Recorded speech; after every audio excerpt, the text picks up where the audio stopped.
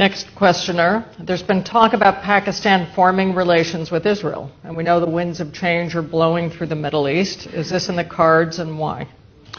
I'm afraid I don't know where this has come from. It's not. Pakistan has a very straightforward position, and it was a founder of Pakistan, quaid-e-azam, Muhammad Ali Jinnah, who was very clear that, there has to be a just settlement, a homeland for Palestinians before Pakistan can recognize Israel.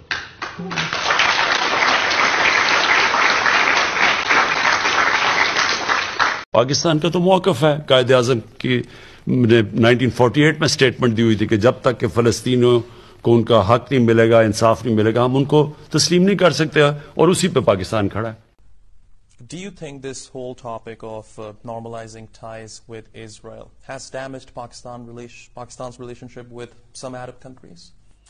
No, as far as I know, it hasn't, because no one has put any pressure on me, and no one can put any pressure on me, because Pakistan is a democratic country.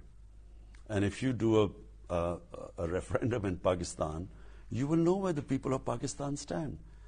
So there's an emotional attachment of people of Pakistan with what is happening to the people of Palestine, just as they stand with the people of Kashmir.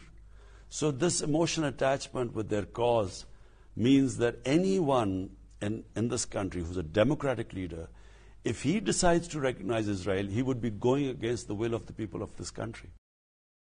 ان کے credit میں جاتی ہے. میں سمجھتا ہوں کہ پچھلے 2 سال میں عمران خان صاحب پر خاص طور پہ مارچ 2019 کے بعد سے عمران خان صاحب پر شدید دباؤ تھا کہ وہ اسرائیل کو تسلیم کریں. اس سلسلے میں عمران خان صاحب پر دباؤ کے علاوہ ان کو لالچ بھی دیا گیا، لیکن اس معاملے پہ وہ ایک سیسا پلائی ہوئی دیوار کی طرح کھڑے رہے، اور ابھی تک وہ اس معاملے پر جھکنے کے لیے، کمپرومائز کرنے کے لیے تیار نہیں ہے.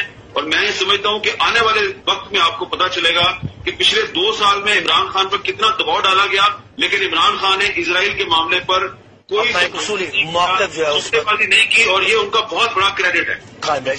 پیسے پڑے ہیں سپریم کورٹ میں، دوسری طرف وہ القادر کھڑی ہوئی ہے، وہ ایک ٹرسٹ چل رہا ہے. ٹرسٹ ڈیڈ کے اندر لکھا ہوا ہے کہ کوئی بھی ٹرسٹی یا عمران خان اور بشرا بیگم کو اس لیے بنایا کیونکہ ان کو سیرت نبی میں انٹرسٹ ہے.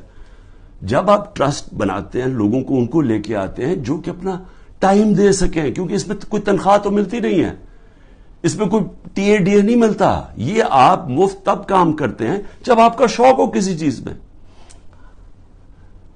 ٹرسٹ چل رہا ہے، 100% وہاں اسٹوڈنٹس مفت پڑھ رہے ہیں. ٹرسٹ زمین ہے ساری ٹرسٹ کے نام پہ. اگر خدا نہ خواستہ یہ ٹرسٹ نہیں چلے گا، وہ واپس چلی جائے گی جس نے ڈونیشن دی ہے. میرا اس میں مجھے اس کا کیا فائدہ ہے؟ اس کو کہہ رہے ہیں کرپشن.